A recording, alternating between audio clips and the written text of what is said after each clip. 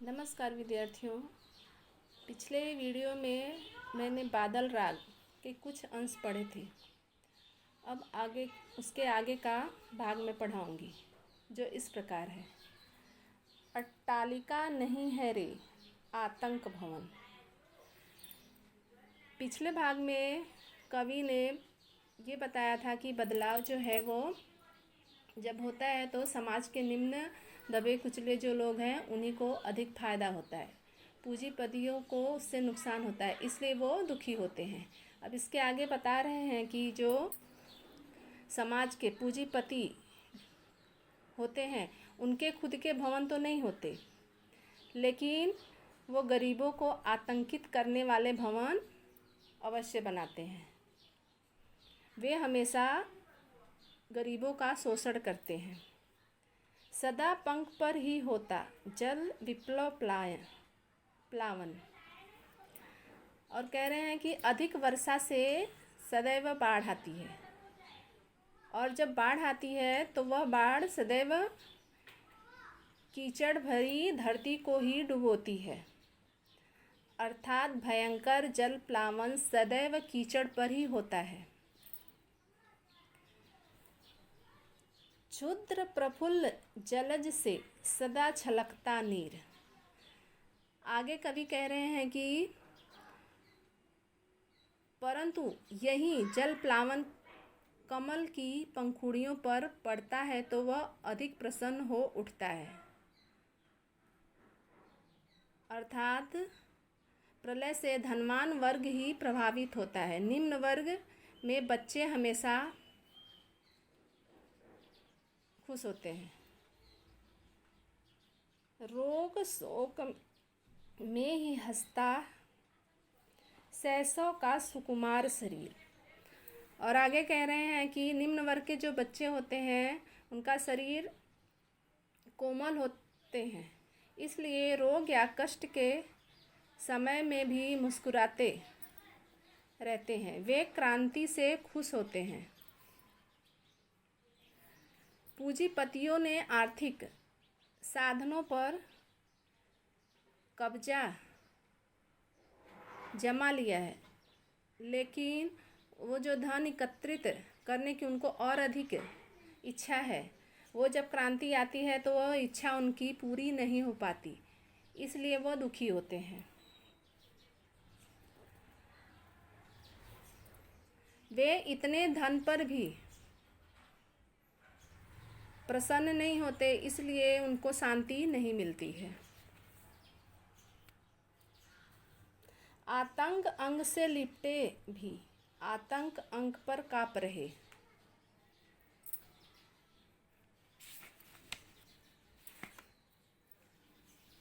आगे कह रहे हैं कि जो धनवान लोग होते हैं वे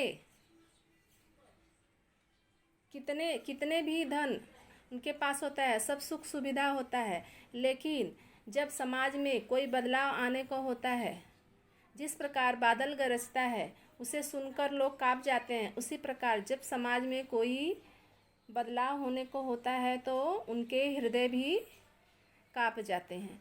हृदय काँपने का मतलब वो जो है उनको ऐसा लगता है कि मेरा साम्राज्य ख़त्म होने वाला है। इस बात को सोच सोच कर वो दुखी हो जाते हैं, क्योंकि उन्हें और अधिक धन इकट्ठा करने की लालसा होती है, लालच होती है, जिसे वह पूरा करने में उनको बाधा उत्पन्न होती है, इसलिए वह दुखी होते हैं।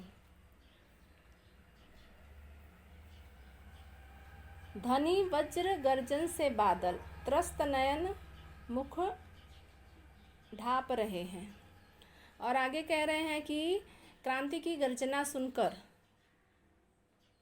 डर से आंखें बंद किए हुए कथा मुंह को छिपा रहे हैं, अर्थात जो है जो समाज के पूंजीपति लोग हैं इस डर को सुनकर, मतलब समाज में जो बदलाव है, क्रांति है, उसे सुनकर अपने आँखों को बंद कर लेते हैं, और जो कथा सुना रहे होते हैं उनके मुंह को छिपा लेते हैं, अर्थात कुछ भी सुनना और देखना नहीं चाहते हैं। जीर्ण बाहु है शीर्ण शरीर तुझे बुलाता कृषक अधीर। आगे यहाँ पर कवि कृषक की बात कर रहे हैं, जो हमारे किसान हैं उनकी बात कर रहे हैं कि भले जो हमारे किसान हैं वो दिन रात मेहनत करते हैं, उनका शरीर एकदम दुर्बल होता है, कृषकाय होता है, फिर भी वो दिन रात मेहनत करते रहते हैं। वो उनको जो है बादल की बारिश होने की ज़्यादा राह देखते हैं। इसलिए कवि कह रहे हैं कि हे क्रांति के दूत, जो समाज के कृषक लोग हैं वो जो है उनको ज़्यादा जो है विप्लव की ज़रूरत है। वो शोषण के शिकार हो रहे हैं, उनका जो है शक्ति क्षीण हो गया है और शरीर कमज़ोर हो गया है। वो तुम्हें पुकार रहे हैं, वो समाज में बदलाव चाहते हैं, अपने अधिकारों को प्राप्त करना चाहते हैं। ये सब बातें वो बादल को संबोधित करते हुए कह रहे हैं। मतलब नाम तो बादल का है, जिस प्रकार बादल बरसता है तो चारों तरफ हरियाली खुशहाली होती है, उसी प्रकार कवि कह रहे हैं कि जब समाज में बदलाव होता है, पुरानी रीतियाँ टूटती हैं, जो शोषित वर्ग होते हैं उनसे बदलाव जब आता है समाज में तो उनको खुशियाँ मिलती हैं।